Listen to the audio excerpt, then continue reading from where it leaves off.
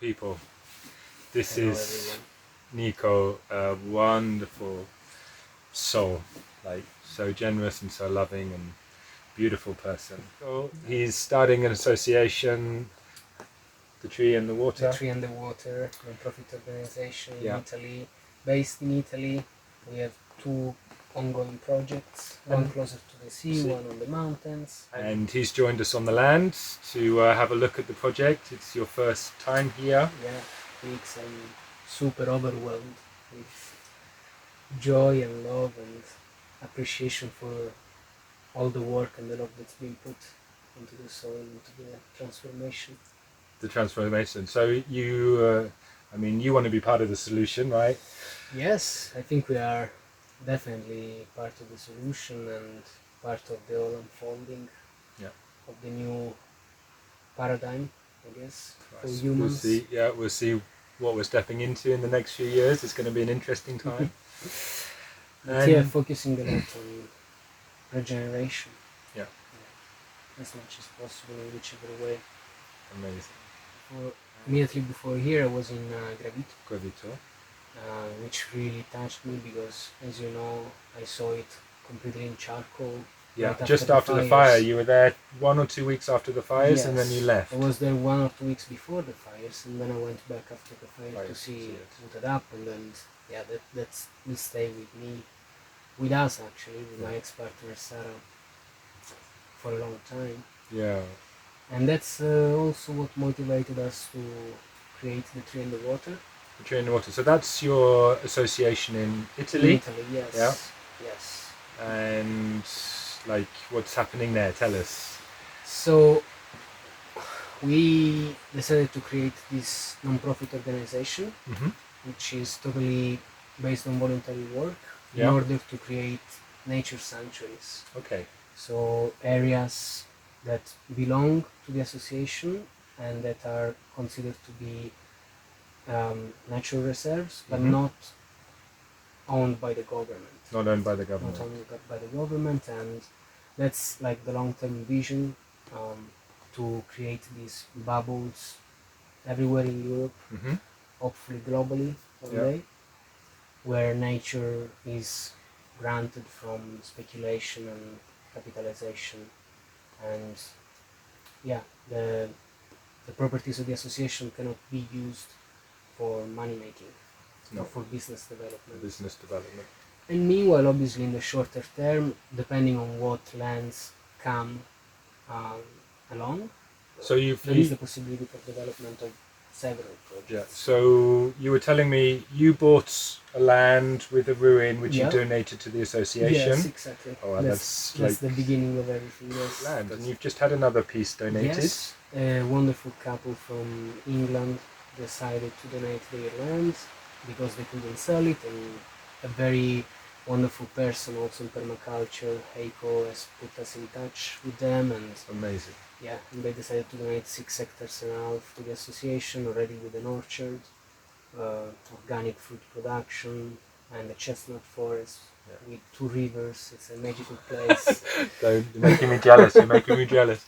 So, and you're looking for volunteers to come and help with setting up that and putting the land management back into place, no? Absolutely, yes. The intention is to recover the lands that have been abused, and to protect the forests, the existing forests. Yeah. So if there is a young forest that's part of the lands that are donated, the intention is to make sure that nurture it and allow it to come to maturity. It might require also some intervention, like giving more light to the more native plants and allowing growth to speed up.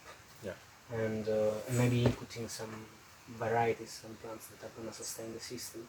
But yeah, if there is a forest, we want to leave it there, and we want to make sure that it grows, that it becomes an ancient forest. I mean, what you're trying to do with the Tree and the Water is exactly what we're looking to do here. I mean, we're coming from a slightly different approach and a different state, but the goals are exactly the same. We want to nurture existing forest. We want to reintroduce biodiversity. We want to create a safe space where people can come, harvest their own fruit, and the volunteers who come and give their time to projects like this also get the benefits from the land. And at the beginning, of course, it's just the joy of being in the land, and just not being in sort of built-up areas and things like this. And to reconnect with nature, to reconnect with the sounds, the energies, the weather. That's it. So, but the experience here in Portugal for me, you were mentioning earlier, and we jumped into the tree in the water. I'm really touched by what I'm seeing developing here in the area. As Xavier mentioned, there was before Gravita was at Pepis, new land here in Portugal. He's a dear friend of ours from Malta. He does permaculture design courses, and he does a lot of horticulture courses. He created the Permaculture Research Center in Malta. And now he's creating a new permaculture hub here in Portugal, close to Riseira, and he's really full on in his style. Regeneration and reforestation is always there. Yeah, I mean, we're sitting now, we're in our greenhouse, and earlier in the year we had a beautiful person volunteer, and also from Sicily, Marco, and he went to pick avocados. He found an avocado tree in the village, and he went to pick avocados. We had about 30 avocados from 2 different trees, and he planted these. So this is, he's also planted, he bought mangoes by the kilo and planted mangoes. He's just someone who loves to come and plant trees. Wow. And I'm really happy. Like all of these, we've got basil over here, but everything on this table is a tree waiting to go into the ground in spring. After the winter in the greenhouse, we'll take them out, put them in, and let them do their first year. In Portugal, you mentioned the fires, and this really deeply affected me because we purchased the land here first, then the fires happened. Before I'd even finished the sale, but I had agreed to purchase the land. So I remember these days. Yeah, that's it. And then we came, and I remember driving, and then just driving. It was almost 30 miles away, and you just entered this charcoal sticks, and it brought tears to my eyes. I'd driven through it 6 months earlier, and fell in love with it so much that I had to buy a piece of land here in this area, and then to come back and see it in charcoal. And that has a huge effect. That one fire, which lasted 4 days, put more carbon into the atmosphere than we can in a lifetime. Well, 4 days in this area. Just from in June to October. And the whole Portugal. And then, of course, you have the Amazon, you have the things. I mean, a lot of the world is going up in flames at the moment. And we need to be there planting trees again. Exactly. And what I see here, what really amazes me, with all these hubs and projects coming to life, is that there is a network that's coming to life. Like we are all connected, and like we are sharing constantly inspiration and techniques.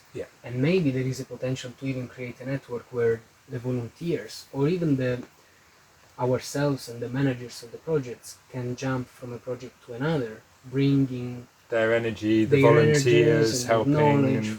Exactly.